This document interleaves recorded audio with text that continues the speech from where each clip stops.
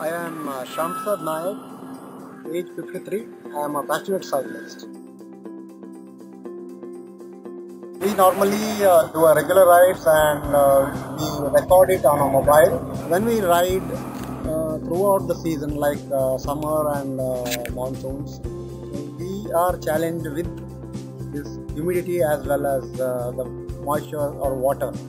So normally we have to take care of the mobile because it's very water sensitive gadget, and so we have a difficulty in especially during monsoons, water getting into the mobile, and the entire product, the mobile can go for a loss.